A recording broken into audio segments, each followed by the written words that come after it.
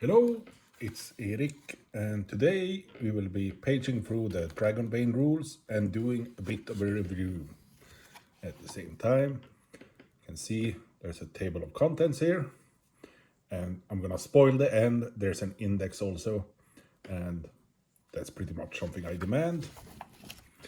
Here's things like all this time, things you can discover by yourself, how you play. I think most people know how to play.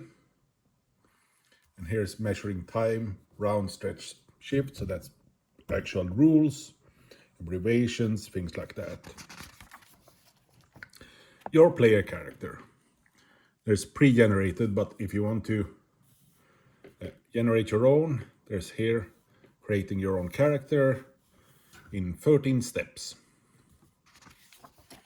And you start by choose or roll your kin, then you note your innate ability, you choose or roll your profession, you choose or roll your age, choose or roll your name, then you roll your attributes, calculate the derived ratings, choose your trained skills, note your heroic ability, choose or roll your weakness, optional rule, choose or roll your gear, choose or roll your memento, choose or roll appearance.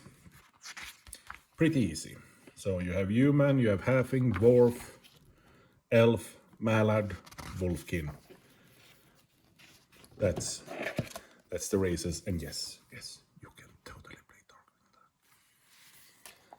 Here you have the different professions: artisan, bard, fighter, hunter, knight, mage, mariner, merchant, scholar, thief.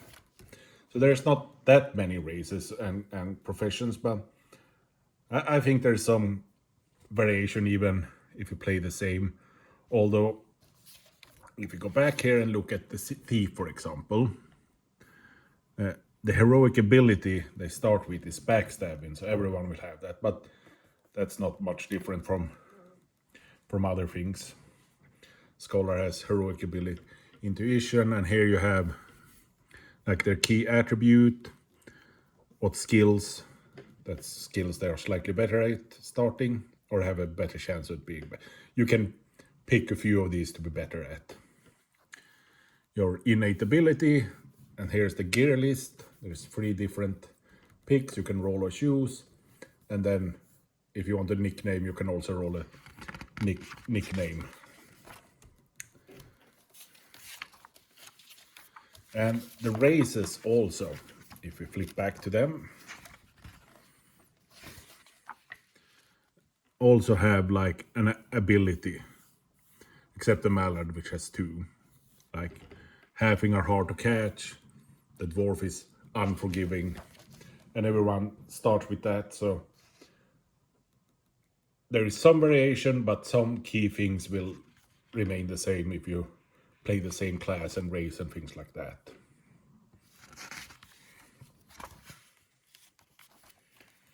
And many of these things have like a cost with willpower points here, or you get something back.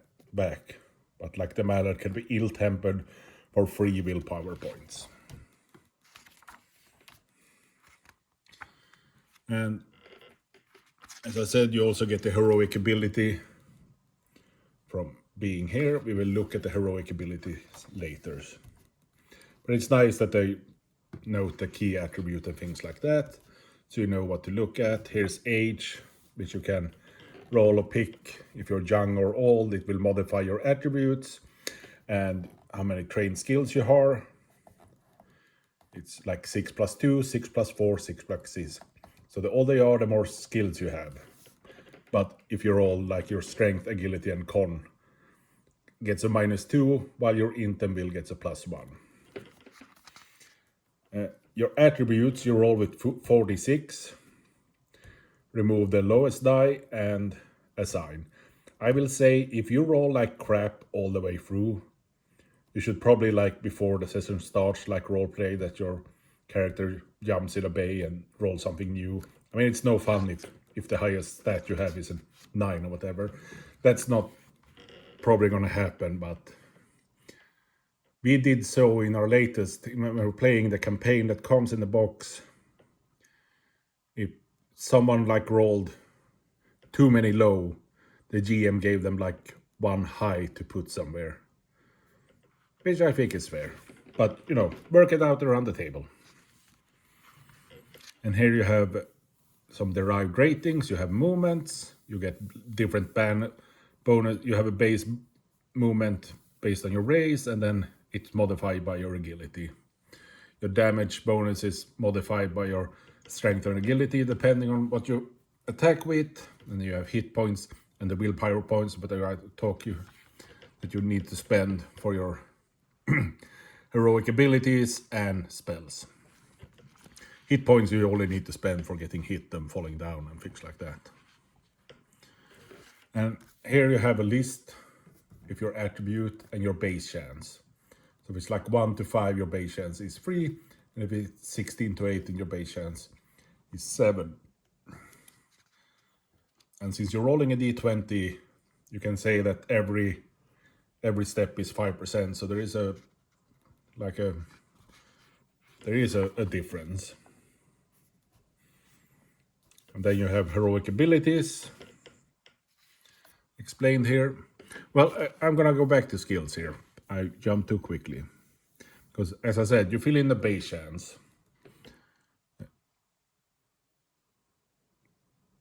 And you fill that just in on everything.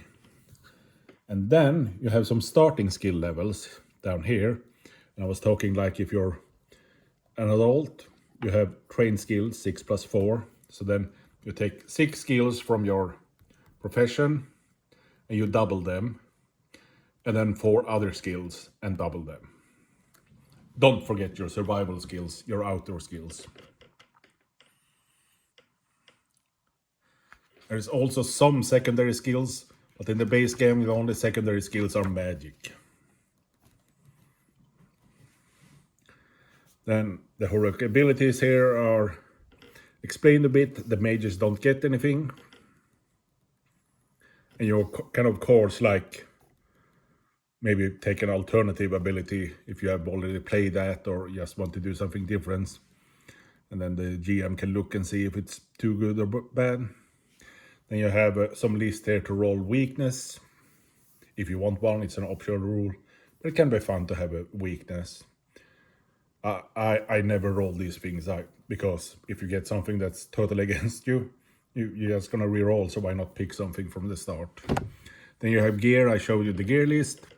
You're not gonna have a lot of coins to buy anything from the start. In fact, you're not gonna have a lot of coins ever. Then you can have a memento here that you can use like once per gaming session to recover an additional condition during a stretch rest. And here's a list of a d20 to roll or pick a memento. Then you have encumbrance. You're not gonna be able to carry that much, but some things don't count against it, like weapons at hand and helmet and armors you're actually wearing doesn't count against encumbrance. But it's all explained here. That if you're over encumbered, you get penalties. Most penalties in this game is banes and boons, which means rolling a d20 or several. If it's a bane, you roll d2 and take the lowest. If you have 2 banes, you roll 3 d20 and take the lowest.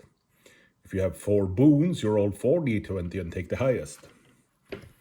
And you have an appearance here with another list you can roll on to get some like distinguished mark.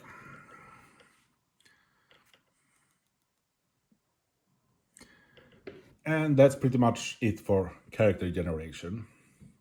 Then we come to experience.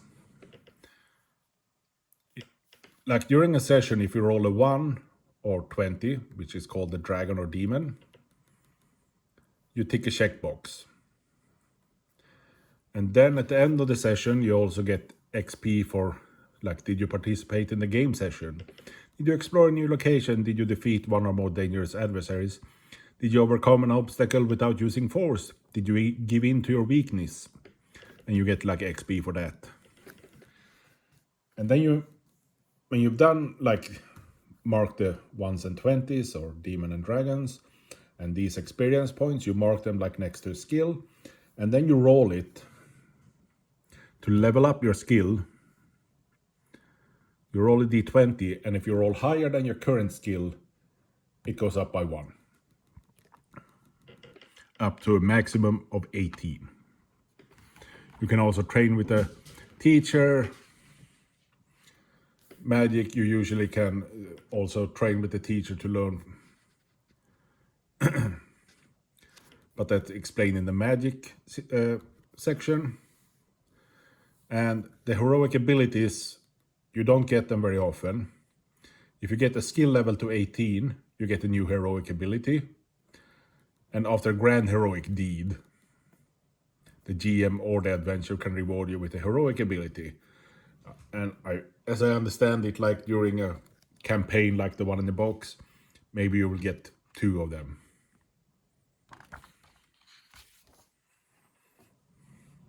So then we come to skills with a roll of the dice.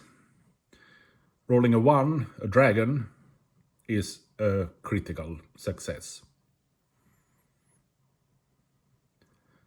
And they do have crits on skills also, but then the GM decides the effect. And rolling a demon is always a failure, and then the GM can, if you so desires, make it like a fumble.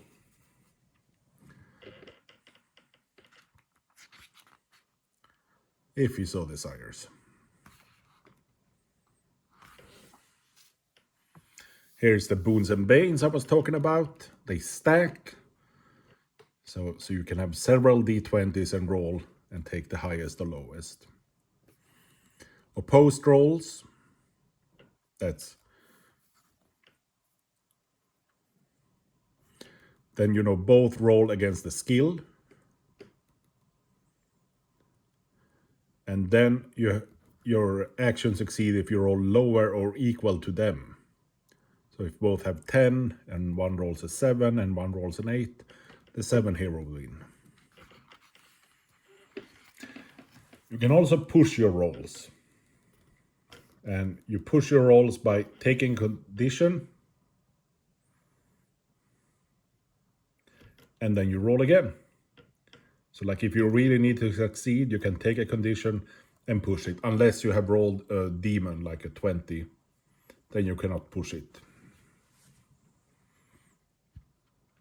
So then we get to the core skills. There's not super many, but there's quite a few. I know I played this since the beta, and they did increase the number of skills as time went on. There's enough to make a difference. And here's the bushcraft skill. Do not forget the bushcraft skill when you make a character. And the weapon skills are axes, bows, brawling, crossbows, hammers, knives, slings, spears, staves, swords. And there's strength or agility to attack with. And here's, after that, you have the heroic abilities explained, how many willpower points they cost. Sometimes they might have a requirement, like Dragon Slayer. You have to have any weapon skill at 12, and it costs 3 willpower points. And then you do extra damage. There is quite a few to pick here from, but you're not gonna pick up that many. So it's not like you're gonna run out of them in a hurry. We come to the combat. The combat is used by drawing initiative card, number from 1 to 10. And the lowest start. And you can always switch around in initiative and things like that. And monsters often draw like 2 initiative cards and will go 2 times. And combat is interesting in the way, like, when you get attacked by a monster, it will, if it's a monster, it will say if you can parry it. You can pretty much always dodge something, but you can dodge or parry. And you don't have to decide that until you have seen the dice roll. And so if he rolls to attack and hits you, you can, okay, I'm gonna parry. And then you roll your parry skill, usually your highest weapon skill. You have to have a shield equipped, but or your dodge. And the parry, like if you succeed, then you parry it. If you roll a 1, you can usually counterattack, and when you dodge, you can move out of the way, move around a little on the map and things like that. But you also use up your action, and you only have 1 action per round. So the action economy in this game is quite tight. Anyway, so drawing the initiative, surprise, how it works, movement, reactions, sneak attacks. Like, some are free actions and some are actions.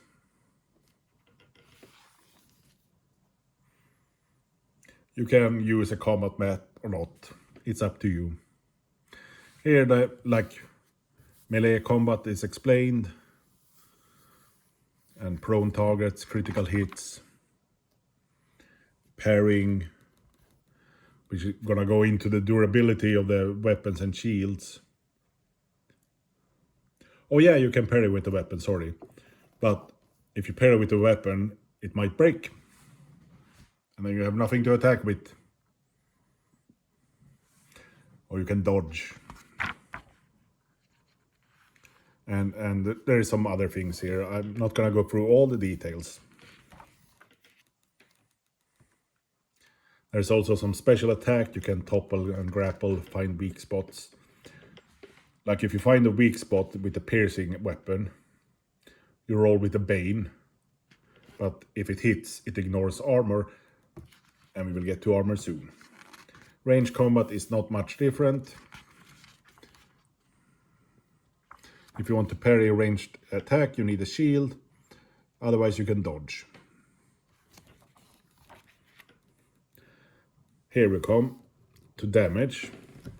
And armor works as damage reduction. So if you have armor 8, you take 8 points off the attack.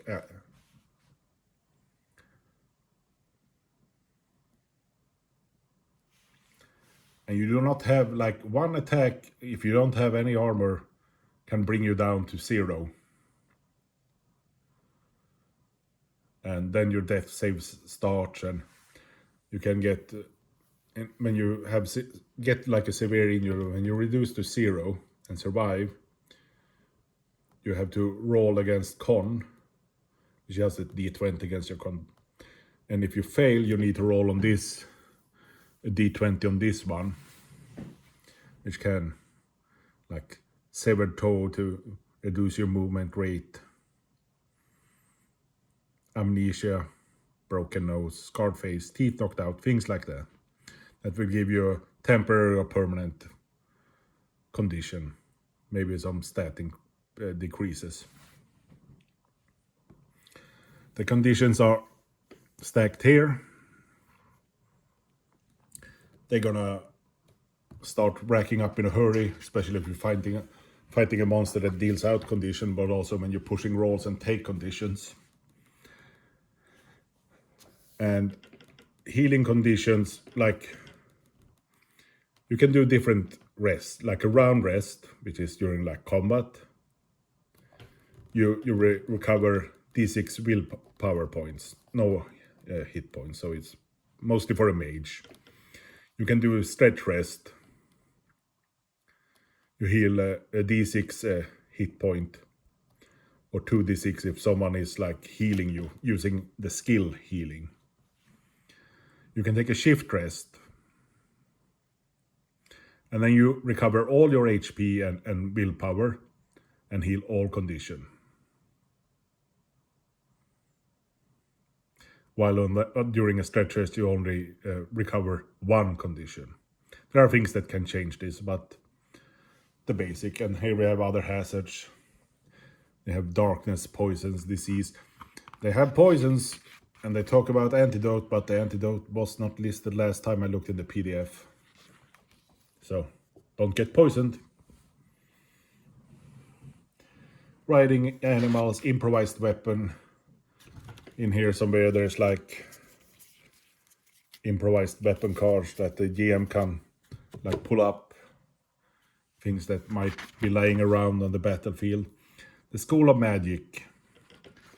When you want to cast a spell, there are some like easier spells. You always spend will points, but some spells you don't have to roll a dice for.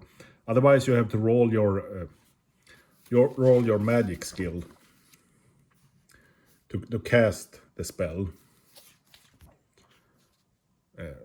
And if you roll a 1 or 20, of course, things will happen. You cannot touch metal when casting a spell. That's a tradition since very, very long back. I remember this Sinkadu somewhere in the 80s, and someone like wrote in to ask if they had like, you know, shaved filings of iron. If they cast it over a mage, can I cast the spell? I don't remember the answer. I remember the question.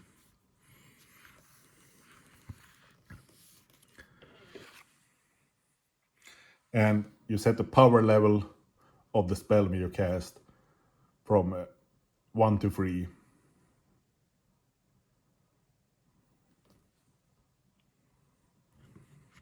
So you can make like a spell more powerful, but it costs more willpower point. And here is the magical mishaps. If you roll a 20 and then roll a 20 again, your magic attracts a demon who shows up within the next shift and attacks or cause some kind of trouble. So you can also age up and down, things like that. And then there's quite a few spells, like there's 3 schools of magic. You have like a general magic anyone can pick, and they have animism. This has like some ensnaring roots and lightning bolt, restoration, heal wound. And you have elementalism, which is exactly what it sounds like and looks like here. And mentalism, which is nothing like the TV show, but you can lock or unlock non-magical locks. Pretty useful. Pretty useful. But a bit of shame not to take it if you play a caster of that school. Then you have the gear list. There's enough. There's quite a few different weapons. And a lot of the weapons cost, like you will start with something good, but you're not going to be able to afford anything else good, pretty much. And musical instrument, trade goods, studies and magic. If you want to learn magic, you have to stud with another mage. Light sources, tool, containers. Because, as I said earlier, encumbrance is quite a thing. So if you're gonna like be hauling gold around, you're pretty much gonna need like something to carry a bunch of chests of gold after a while. Going to an inn and things like that. And here's the bestiary. And I explained some like special monster.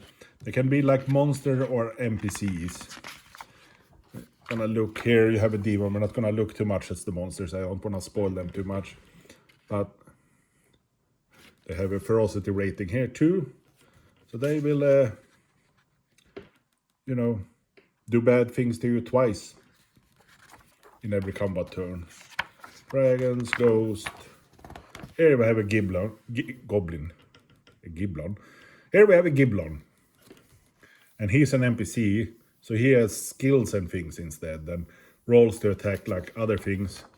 While like a demon, you roll a monster attack, and he's just gonna do something, and you have to dodge it, but it just hits. Monsters are real rough. Orcs are NPCs. Skeletons. As I said, we're not gonna look too much at that. Here you have the journeys. As I said, do not forgo your adventuring skills, because you have to travel. You have to like decide a pathfinder to find the path, like when you go out with a wilderness to find somewhere. And you can have mishaps and bad things can happen. And then you have to make camp. And if you don't have a tent, everyone has to make like a bushcraft roll to get a good night's sleep. And without a good night's sleep, you're not going to heal and things like that. And cook and fish and hunt to get more rations. There is, without going like too overboard, I think, there is quite a sense of survival in this game. With the whole making camp, the rations, and you don't have that much money or anything like that. So you want to go out and hunt and fish to like get some extra and cook to get, more food rations, things like that.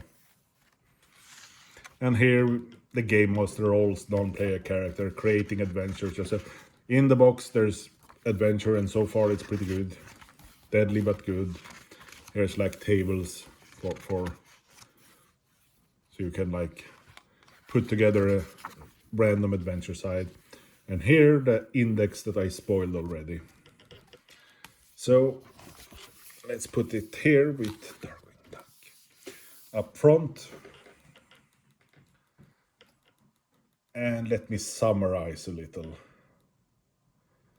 I think this is fun. I don't think the campaign should go super long. But like depending on how many, but it's not the kind of game I want to play year in and year out. You don't have that much progression. On the other hand, I could see like we're playing through here the adventure that comes in the box, and it will take a while, and then we're gonna play something else.